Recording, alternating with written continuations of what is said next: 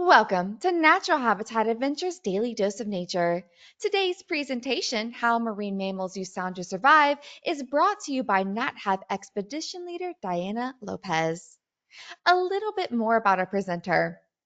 Diana earned both her bachelor's and master's degrees at the National Autonomous University of Mexico and is currently pursuing her PhD, specializing in vaquita bioacoustics. She has worked as a marine fauna observer since 2012, collaborating with national and international institutes. Her research and guiding experience spans from studying gray whales and humpback whales in Baja California Sur to following orcas off British Columbia and working as a marine fauna observer off of Tampico. Diana combines her academic expertise in marine mammal bioacoustics with an over decade of field experience in ecotourism throughout Mexico and beyond. Thank you so much for being here today, Diana. Take it away.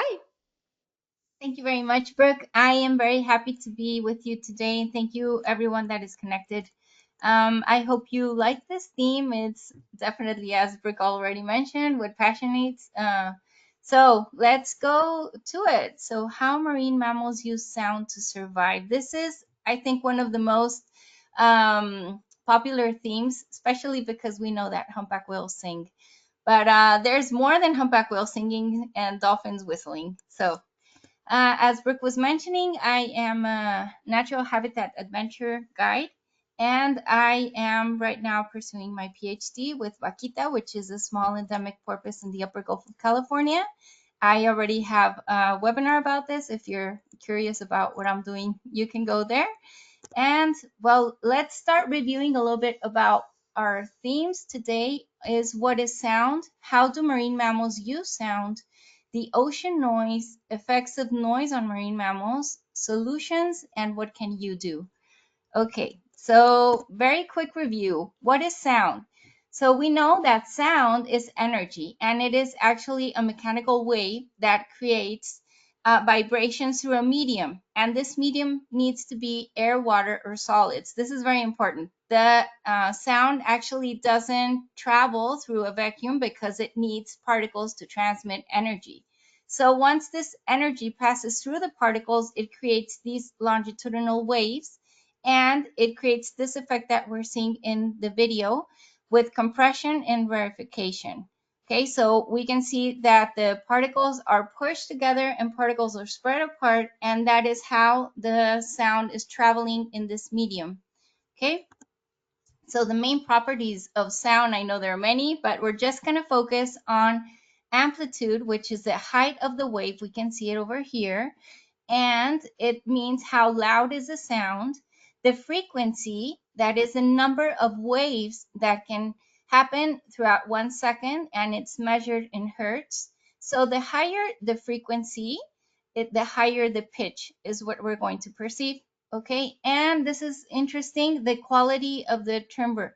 So basically, we can have a wave that has the same loudness and the same pitch, but it has a different texture. So it's kind of like how we can find different the sound of a flute than a violin.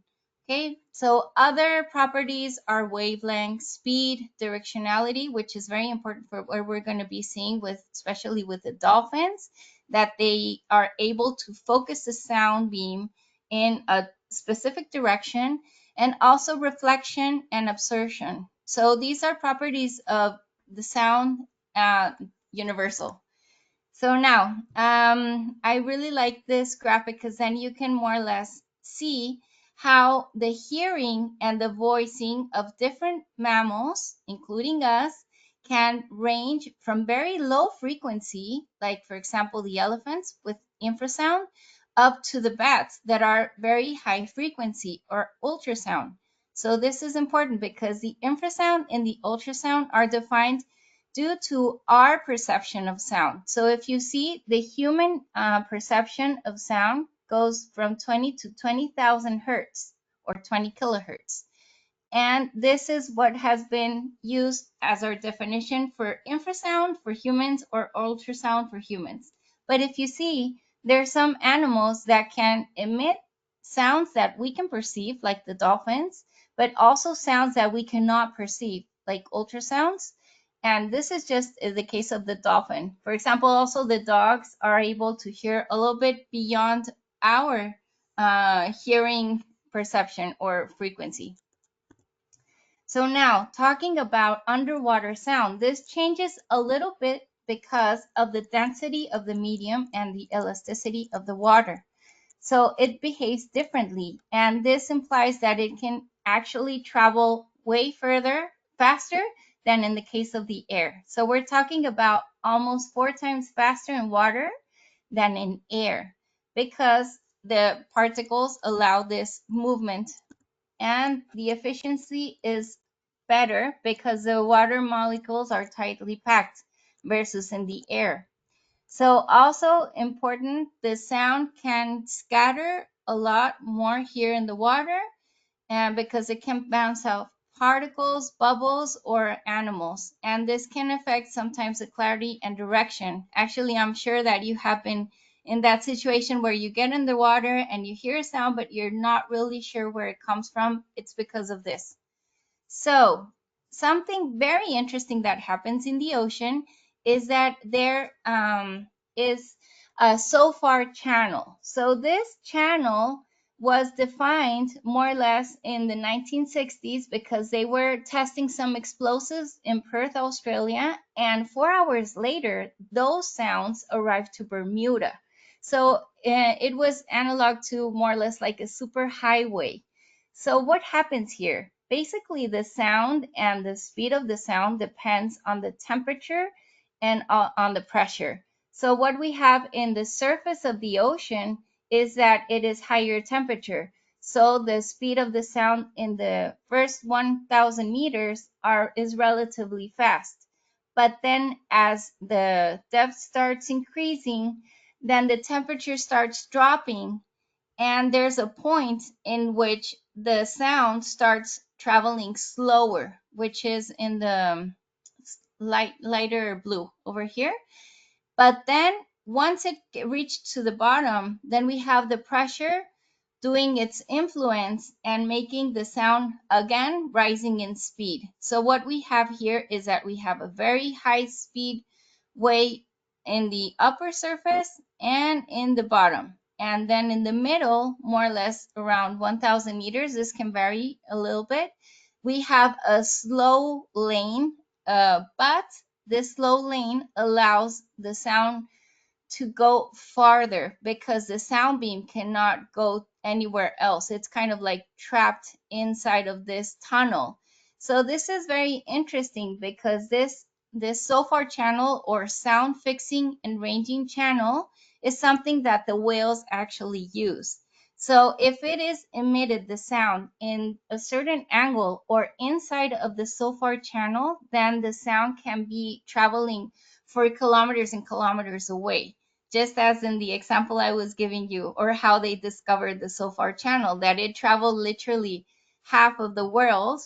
And it is believed that the whales use this type of a canal as a long distance telephone.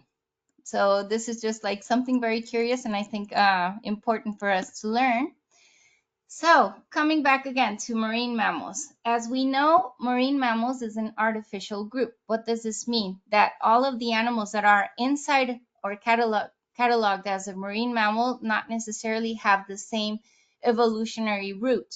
So in this marine mammals, what we're defining is basically all those animals that use during all their life or part of their life the water.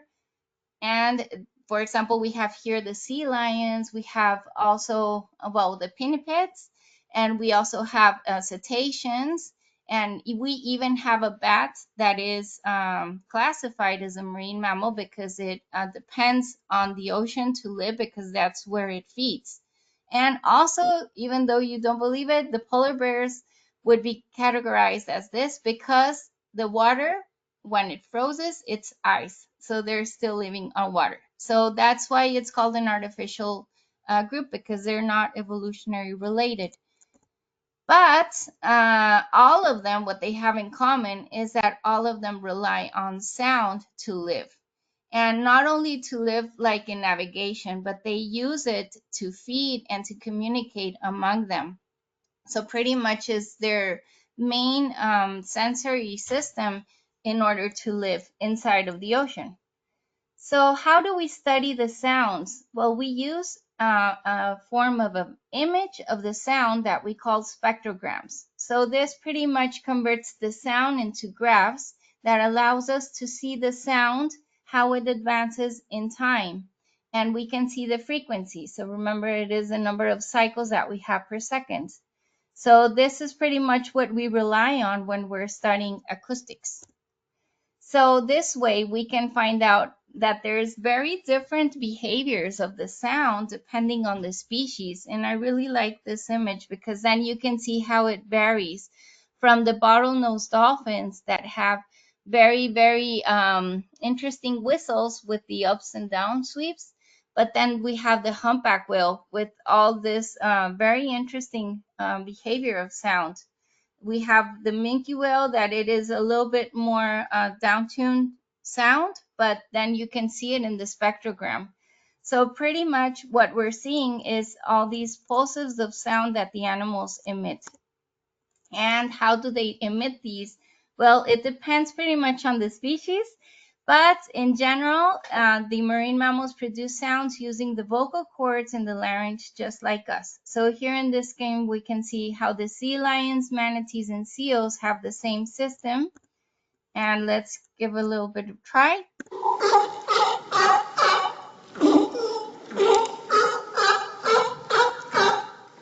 This is very popular, but I think this is interesting because the walrus is something that we usually don't know that they emit these type of sounds.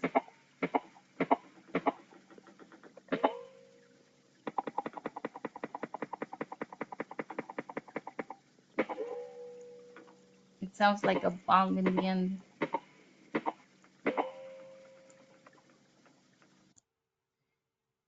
And this one, you have to listen carefully because it's very, very low.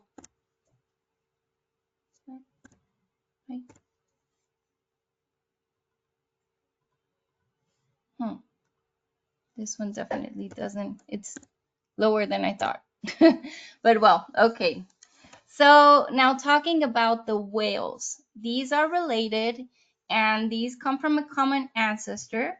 And what is interesting is that we can see that they are divided into in the toothed whales and in the mysticeti, okay, or the baleen whales.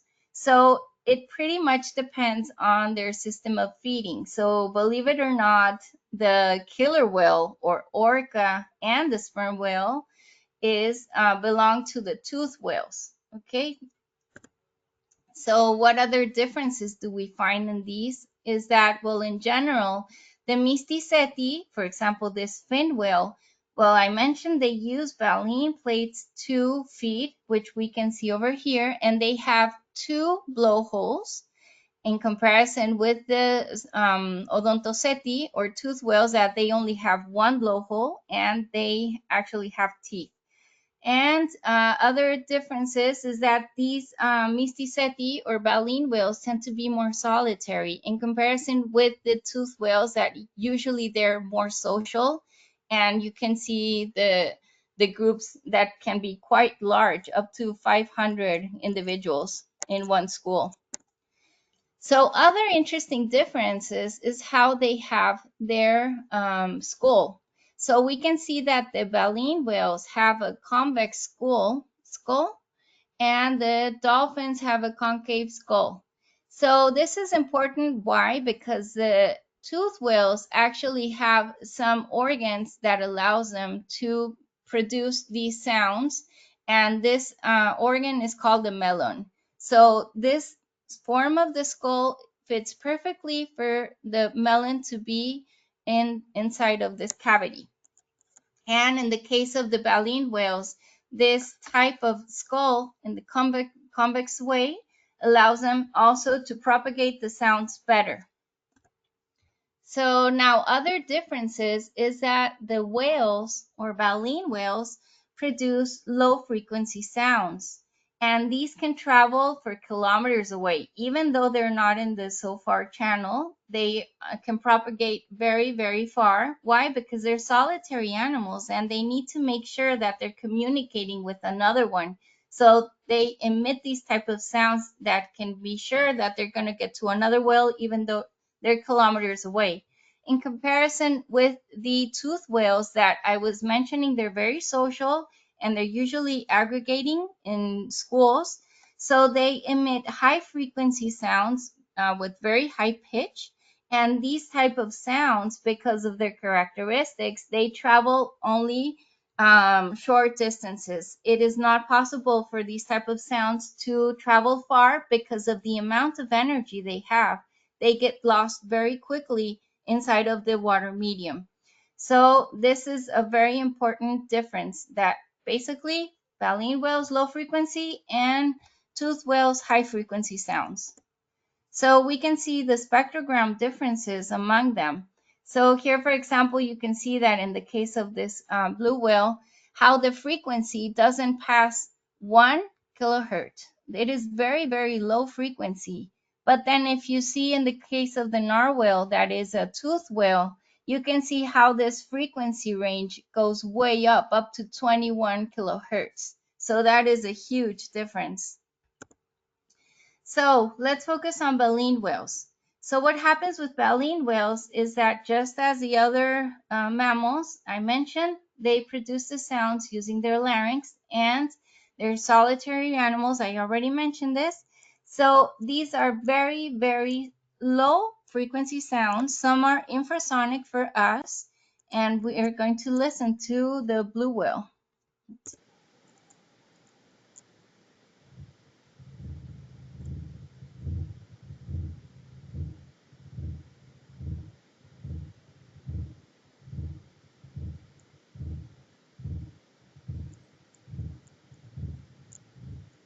The chirping is the dolphin, but if you hear in the back, you can hear these pulses. And an interesting thing is that the whales in general are around infrasonic sounds, less than 20 kilohertz.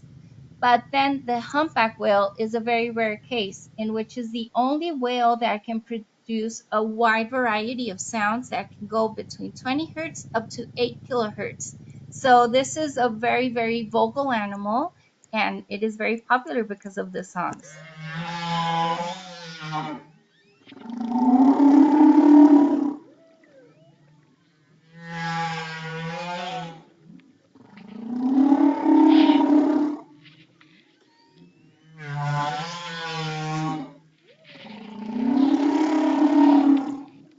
Okay, so whales can sing because they have an organ that generates echoes inside of their throat.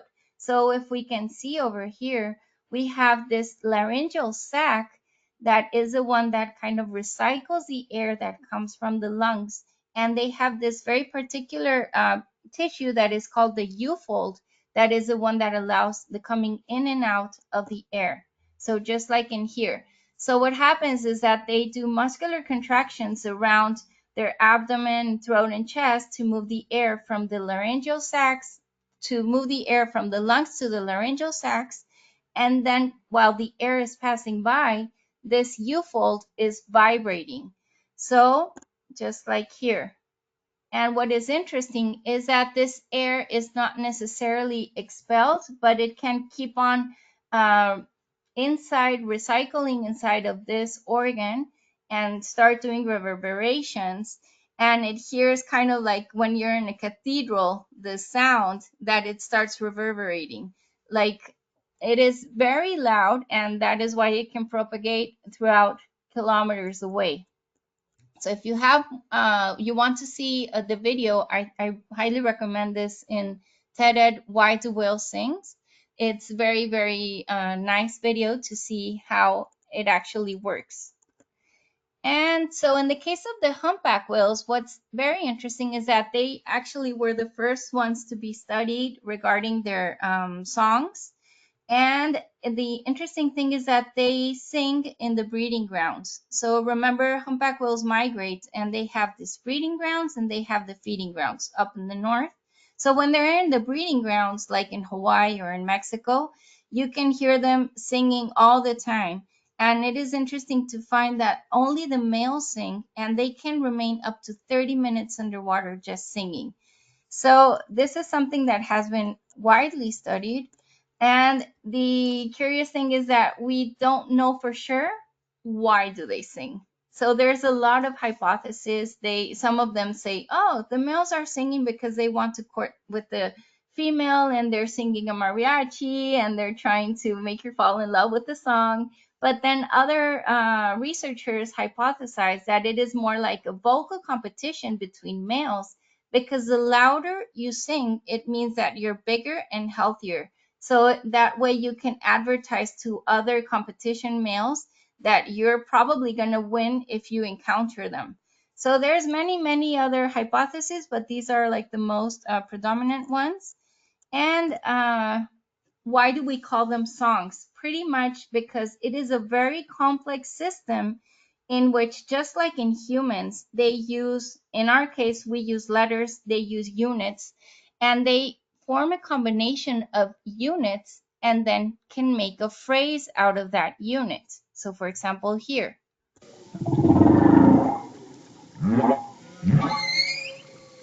that would be one phrase. So if they repeat several times the same phrase during a certain time, it is called a theme. And it has been shown that the song can have between 3 to 6 different themes. And this makes it a cycle between 5 to 20 minutes. And they can keep on singing like this up to the longest they have recorded was 30 hours. So just imagine a whale just singing and singing and singing all the time. So it is a series of different themes in a predictable order. That is why we call it a song, just like in humans and also other very complex systems as in birds. So in this case, we're hearing this units and phrases. So now what about the other species of whales? Well, eventually researchers found out that not only the humpback whale could sing, but also the blue whale, the fin whale, the bowhead whale, and the minke whale. Even though their sounds are infrasonic, as I mentioned, or some of them are audible to us, they're very low frequency. And they're not as spectacular as the humpback whale, but they're just as important. So let's hear the bowhead.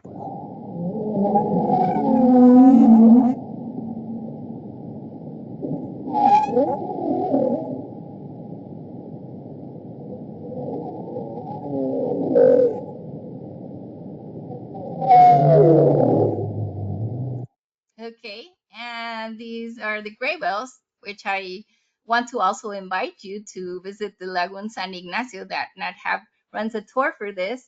There you can see the gray whales, and let's listen to them.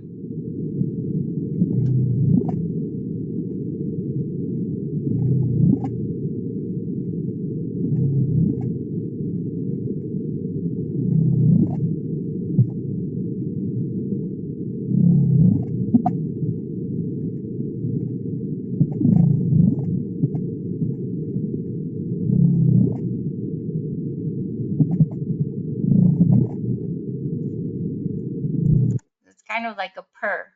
The humpback whale, which I already explained.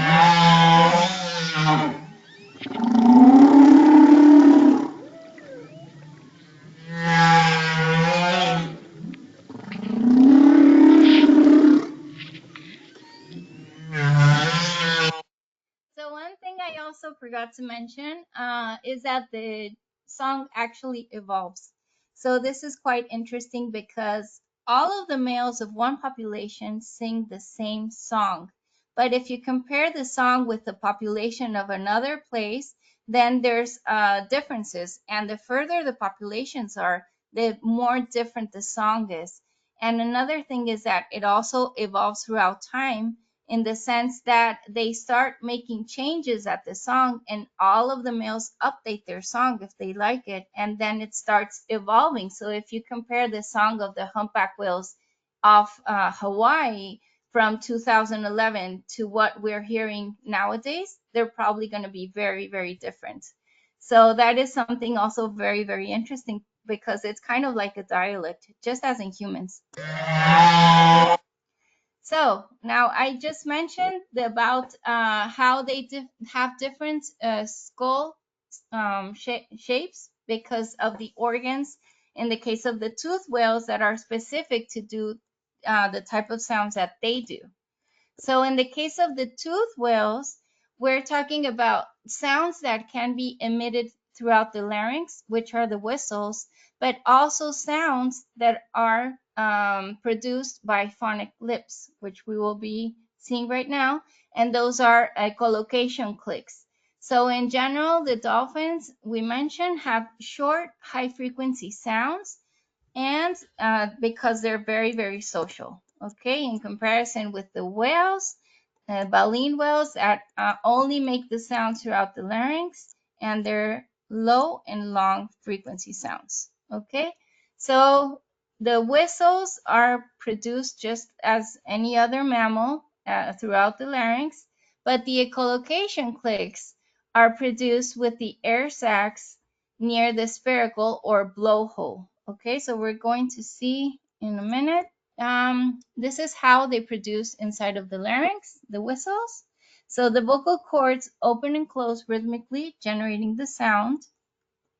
But only in the case of the toothed whales, we find that they have this superpower, we can call it echolocation, and it is kind of like emitting sounds to know how is their environment or what is around. So it is the way that we can analog it to humans, as in toothed whales use a sound to see. And I love this because in Searching for Nemo, we have this beluga that is doing all the time this echolocation activity, and I invite you to see the movie. It's quite cute. And what happens is that pretty much they emit the clicks, and these sounds are emitted throughout the melon, that is the organ that it is like a fatty tissue organ, and it uses it as a biosonar, so they can emit the sounds, and then it bounces on an object, like in this case a prey, and then the sound bounces back. So then the sound that bounces back is received by the individual throughout their inferior mandible. Okay, so the lower jaw is how they receive the sounds, the returning echoes, and then it travels to their hearing system. So pretty much it is a hollow organ in the jawbone, and it is filled also with fatty tissue that allows the transmission of the sound. So these echoes are the ones that give the information about the distance, the size, the shape of the object, or even the speed. So that is pretty much how they forage or they feed and find their prey. So let's look at this video, which I think it's very, very nice.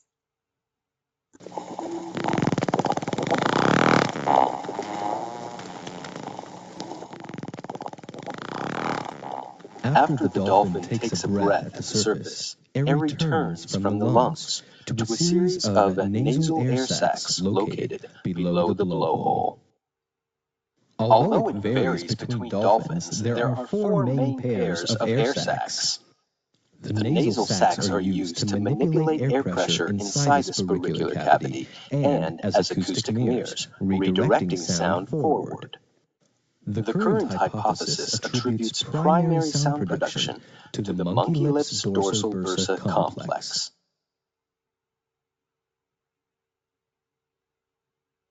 Each bursa lies slightly below a ridge that protrudes into the spirochelar cavity. These ridges are the monkey lips.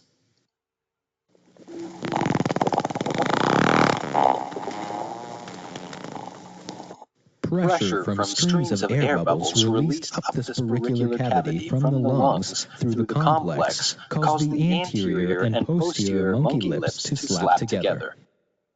It is believed that the posterior monkey lips slap the anterior monkey lips like a hammer striking an anvil. The clicking vibrations are transferred to the dorsal bursa and passed on to the melon. The melon is an organ made up of specialized lipids that facilitate acoustic propagation of sound transferred from the monkey lips dorsal bursa complex. The clicks are organized into a beam as it travels through the melon.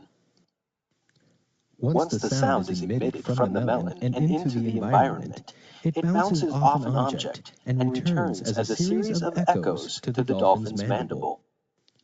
Like the melon, specialized fatty tissues within the jaw region serve as the primary route for picking up sound and transferring it to the middle and inner ears. Okay, I really like this video. I think it's very helpful to understand how is a system inside of the echolocation for these type of animals.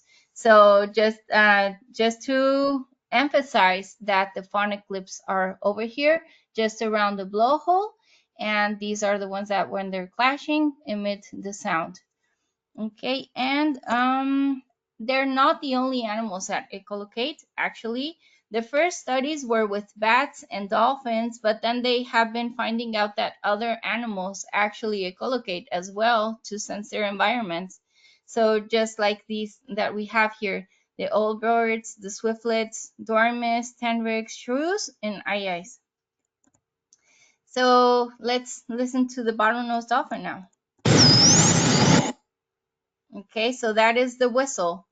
So in the case of the beluga, they also sound more or less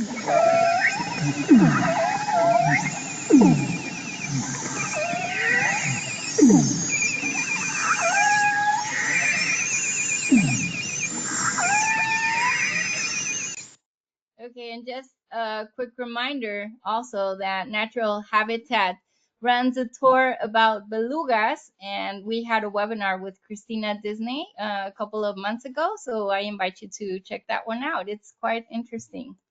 And also that they're running trips in summer, so hopefully you can race out to get one. Okay, so now about the narwhal.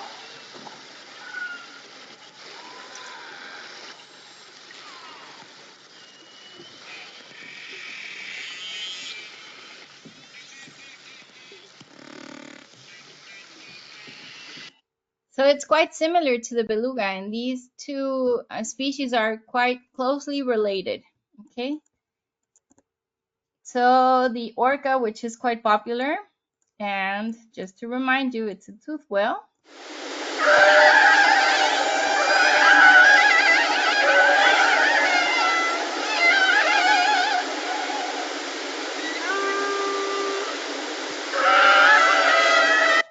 These are very complex animals regarding, well, in many cases, but particularly acoustically, they're very, very complex. And we know for sure that these species have actually dialects, and it is known that especially in the case of the British Columbia killer whales, that they are divided in clans and they have different vocalizations and behaviors.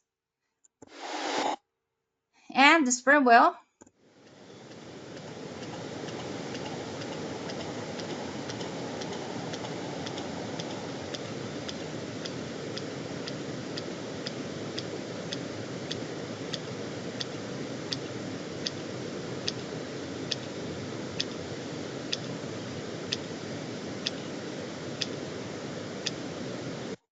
So this is very interesting about the sperm whale, because we believed in the past that these animals would only do echolocation clicks, but it turns out that they have a very complex system of communication as well, and that these echolocation clicks are not only to forage, but they also use it in a social context.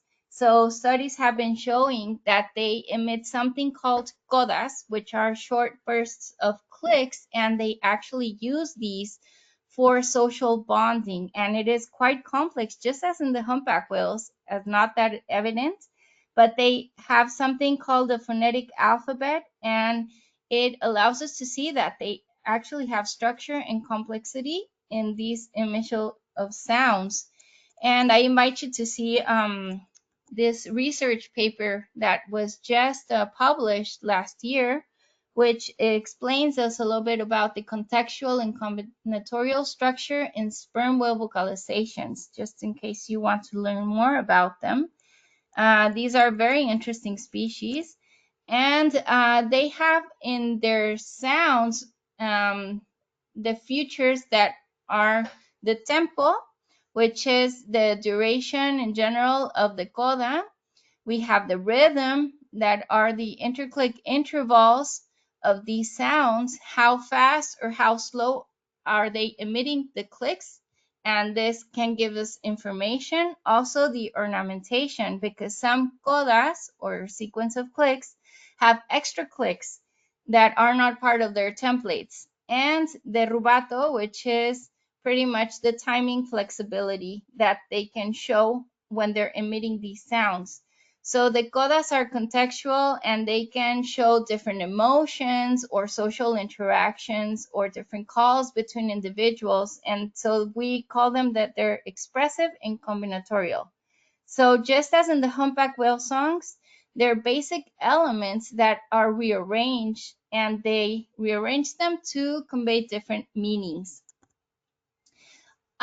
So inside of the toothed whales, also we have some species that emit narrowband high frequency sounds, and these sounds are ultrasonic. We cannot hear them. We actually need to convert them or slow them down in order for our human ear to be able to detect them. And these sounds are used for acoustic crypsis. What does this mean? That these animals have evolved these type of sounds to avoid the predators. And because the predators do not have the sensitivity of hearing these type of sounds, and also it allows them to hunt, so their prey cannot detect them either. So it is interesting to see that these animals that emit these narrowband high frequency sounds are only some species inside of the toothed whales. So for example, we have that all of the family of the porpoises emit these type of sounds. We have 7 species. Inside here we have the vaquita, which is the species that I'm studying. But not only the Phocenidae family, but also the river dolphin, Franciscana. And in the case of some coastal dolphins, like in this case, Cephalorhynchus, the Chilean dolphin, Hipside dolphin, Hector's and Commerson's dolphin, and these 2 members of the family Cochidae, which are the dwarf sperm whales and the pygmy sperm whales. Only these toothed whales are the ones that emit these type of sounds. So if we look at this sound of the vaquita, if we convert the sound and we diminish the rate of emission, it is possible for us to hear it.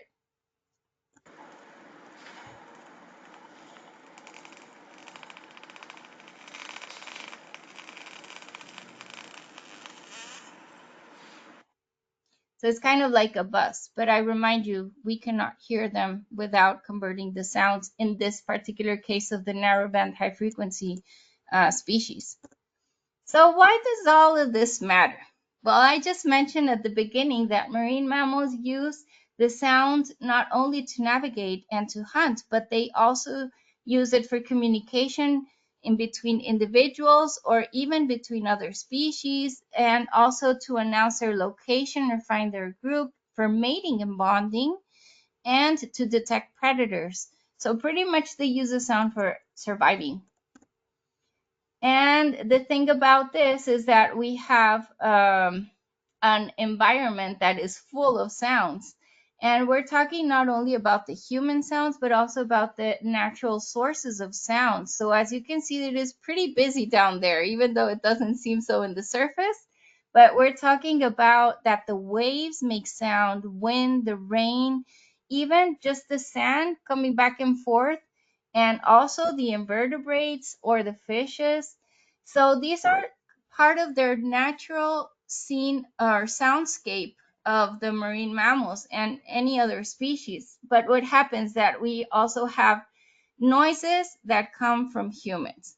So we call these anthropogenic sources, and it is not only the fishing vessels or the recreational vessels, but we're also talking about commercial shipping, offshore oil and gas, seismic airgun surveys, and military sonar. So just imagine the amount of sound that we input inside of this system.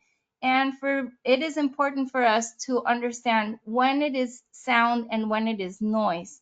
So we classify it as noise when it is a sound that we do not want, or that is it is not allowing us to perceive the sound that we're focusing on. So for example, if I'm studying the vaquita sounds and then I hear a vessel passing by, that for me, that sound of the vessel would become noise because it is a sound that I do not want in that moment, and it's interfering with my perception of the vaquita sound. So it is important to mention that most of these anthropogenic sounds not only interfere with the marine mammals, but also with every other animal that is there. For example, here we see the fish choruses, no, or the snapping shrimps. So this graph is showing us how there's the ambient noise and what are the frequencies in which there are concentrated the sounds, and where do we have other organisms. For example, the blue whale with very, very low frequency sounds, and the dolphin clicks, all of them are being suppressed or masks from human sources.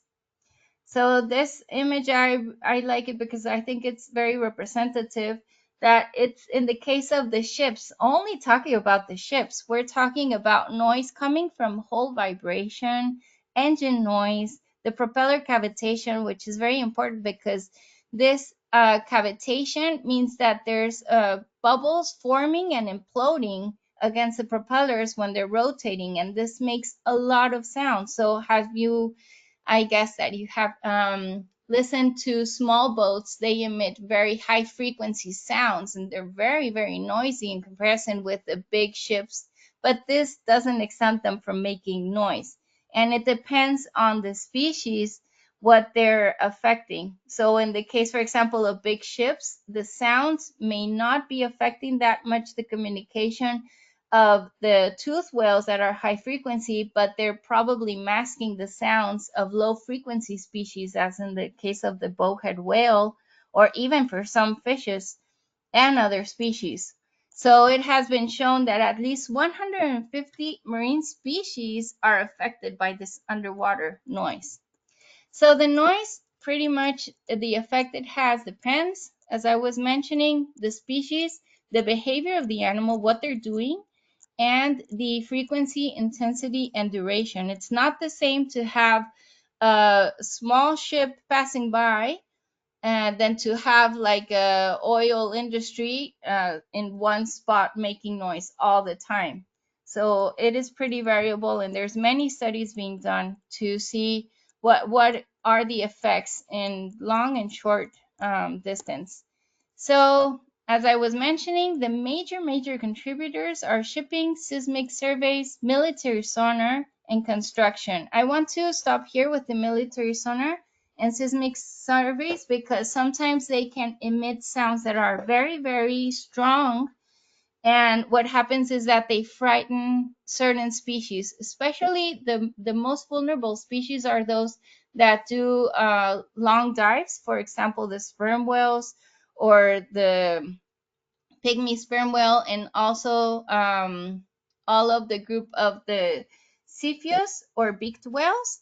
And these are very, very susceptible because when they're in very, very low depths and they get scared, they want to go up very fast. And this can form some bubbles inside of their body, and it can lead them to die. Literally, what happens when you're doing, I guess there are some people that do scuba diving, and we know that it's very dangerous to swim upwards in the column of water very fast. You need to do it very slow paced because you avoid the formation of bubbles, and this is called the bends. So it is a very, very mortal impact that they have in these type of species. So it also depends on how close the sound source is, the type of effect that it's going to have. So if it's very close, I was saying it can lead to injury or impairment. If it's not that close, it can become masking, in which it's kind of like the party effect, that you go to a party and you need to raise your voice because you know that you're not going to be listened because of all the noise in that party. But then you also can get, even though if they're far away, some stress reactions. Okay, so it pretty much depends on the species, how close you are to the source of emission, and the type of sound that is being emitted. So there's a very interesting research paper that I also recommend you to look. It's called The Soundscape of the Anthropocene Ocean, and this was published in 2021. And I really like this because it's kind of like a summary of everything that has been happening in the ocean ever since the Anthropocene started, which is more or less in the 1950, after the Second World War, in which we started developing a lot of scientific research, but not only but research, but also all of this type of military ships and underwater mining and everything that has become a very strong source of sound or noise inside of the ocean. So here we can see in the first rectangle how it would be like a pristine area with some human-made sounds, but that do not affect, because at the end it's kind of like a kayak. No, they don't even have a motor. And then we see in the Anthropocene, even the low-flying airplanes can affect the sound that you receive in the ocean. And then what is the expectation if we have a very poorly managed future in which all of the sound sources or noise sources are increasing substantially? And what would happen if we have a well-managed future? What it would be for all of the species that live there? So I invite you to give it a look. Also, just to remind you, it depends pretty much on which is the frequency of the sound, the type of animal species that it's going to be affecting. So we're talking about not only behavioral effects, physiological effects, and masking, but these together also can affect at the level of population, in which literally some populations prefer to avoid the sound source that is all the time, and they sometimes can move to other areas and become more vulnerable to predators. For example, in the case of schools where you have dolphins with mom and calves, and so they go up in the ocean, in the open ocean, not only in the bays, because in the bays it's too noisy for them, and then in the open ocean you find the predators, so they're more vulnerable to being attacked. So it's kind of like a chain reaction. And well, it's very interesting that even just studying the noise of the animals, we can find out what is happening inside the ecosystem. So for example, in this study, it is a research done. It just was published this year as well. It's called Audible Changes in Marine Trophic Ecology, Baleen Whale Song Tracks Foraging Conditions in the Eastern North Pacific. So what they did pretty much is that they were recording blue whales, fin whales, and humpback whales starting from 2015 up to 2021, and they discovered that the humpback whale started singing more and more, from 34% to 76% of their days. In the 2021, they increased their songs, and it is possible that they did it because they were adapting by switching the prey. And in the case of the blue whales and the fin whales, they started decreasing their emission of songs. Why? Because there was a marine heat wave in 2014 that what happened is it disrupted the food webs. So if these species, the blue whale and the fin whale, were pretty much feeding on krill, and they're specialized to feed on krill, and then there's this huge marine heat wave that comes and imbalances the system, then they don't have that much food, and so they start reducing the emission of their sounds because there's not food. So there's nothing to prey on, And this has been like an indicator of the dynamic of the ecosystem. So if you want a summary of this research paper, you can go here. The blue whales are going eerily silent, and scientists say it's a warning sign. It is in National Geographic, and it was published on July 29. So just very quick solutions. The good thing about this type of pollution, because the noise is a sort of pollution, is that you can stop it and it goes away. It's not that it's going to have a secondary effect like in the long term. For example, in the case of the chemicals or other type of pollutions. So pretty much is designing quieter ships. That is the aim, like trying to find ships that are not as noisy, and also to try and define routes that are not affecting the migration routes, for example, in the case of the whales. So this is very important, and it's not only on the lower level of administration, but we're talking about big companies that need to change how is their emission of sound when they're creating these huge ships. So other things that you can do, because one thing is what the government does, but what can you actually do is you can respect what is the distance you have to observe the animals. I know many of our guests have the possibility of going on their sailboats and looking to these spectacular animals, but it is important to keep on the regulations and not approach to them too much. Now we know, not only because of collisions, but also because of the noise that we're emitting, because even though we want to be friendly with them, if we're close, we're disturbing them. So it is important that you take a good look to these type of regulations, these observation guidelines, and to be aware of the distance you have to the animals. And the time is also very important, because I was mentioning it's not the same to have like a buzzing noise just passing by to have it all the time, right? And just remember, you're not the only one out there looking at them, because maybe after you stop looking at these marine mammals, there's probably going to be another person interested in looking to them. So you need to respect these timings and the distance. And it depends on the country you are, what is the distance, but you can go into these type of web pages where you can find these regulations in Canada, and also in Mexico. If you come by, please visit, and just be aware of what is your distance and the time you're spending with these animals. And also, if you're interested in going beyond, there's actually a whale safe boating course that I found online. So this is interesting. And also, it is important to call or report violations to marine mammals that can provoke them distress. So and there's a lot of friendly web pages that the government does regarding this if you want to be observing these type of animals.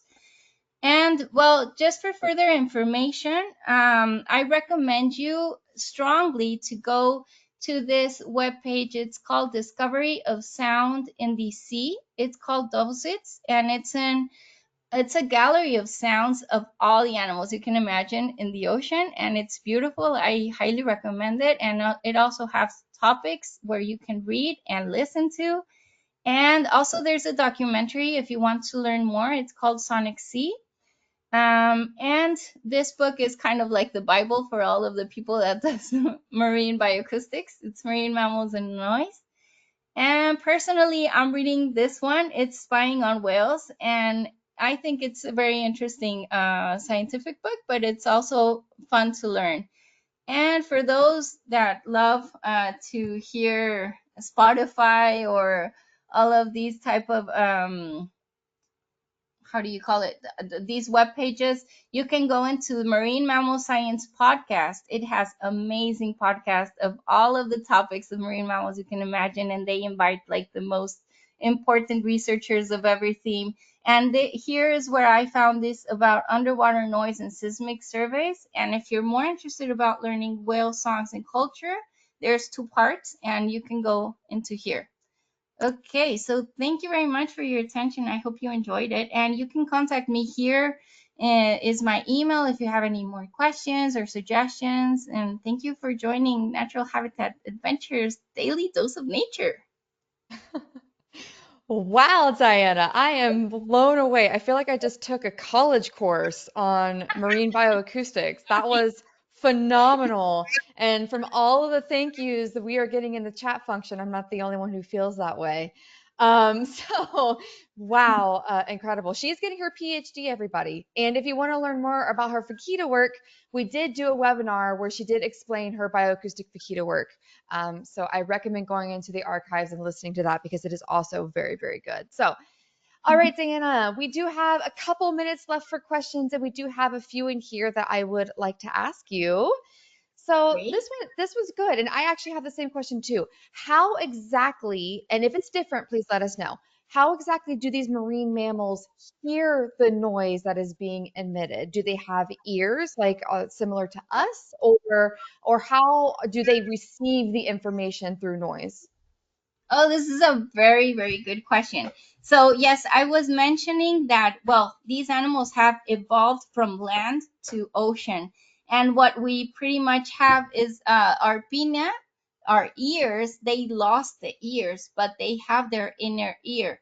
And another thing that is important is that that inner ear is kind of like suspended into a mesh of lipid, like the fatty things tissue I was mentioning that they have in their lower jaw. So it's an inner ear and just like a little hole, basically, what they have to receive the noise, because it's not throughout the holes, but throughout the lower jaw. And what is curious is that they had to lose their ears because that way they become more hydrodynamic.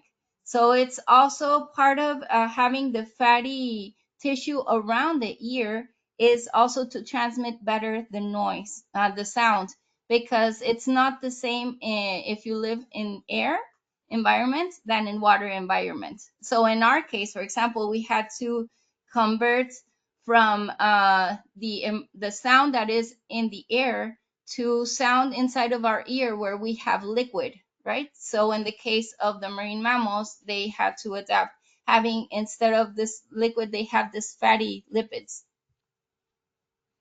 Fantastic. Thanks for that additional explanation. I know that that video went into it a little bit, but that was also very helpful. So thanks for that.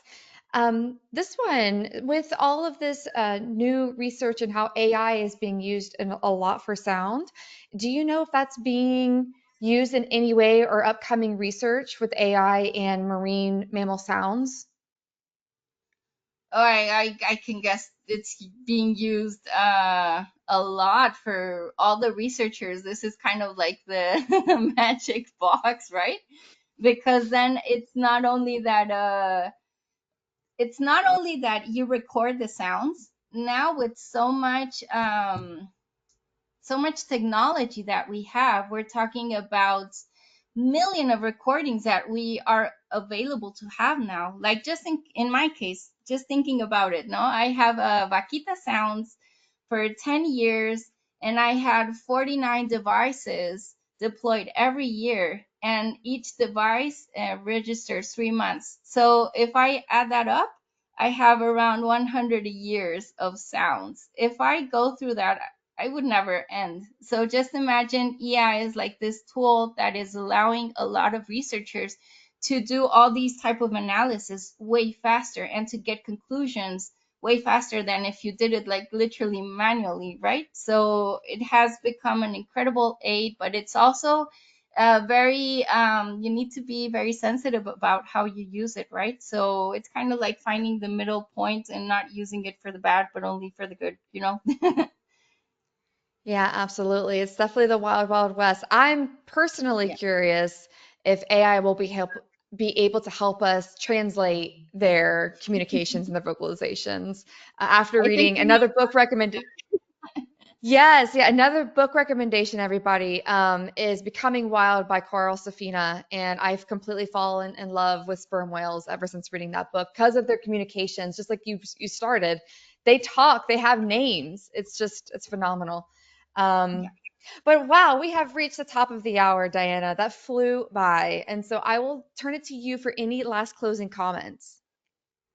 Well, I want to appreciate everyone to connect to this webinars. I think they're amazing. You can learn so much, and don't hesitate if you have any questions or if I can help out. I know it's a very broad theme, and I just went over it very quickly, but there's also tons of information out there. So if you're curious, just give me a call. Yes, Diana, thank you so much for taking the time to present to us today. And I would like to thank everybody who tuned in. If you're interested in information on how you can travel with NatHab, give us a call at 800-543-8917 or send us an email at info@nathab.com. Our adventure specialists are happy to help you. Join us tomorrow for our next daily dose of nature. You can check out this week's lineup, including registration links, on our website at nathab.com/webinars. We did record today's presentation, and the replay will be available on our website soon. With that, I will conclude the webinar. Goodbye, everybody. Goodbye.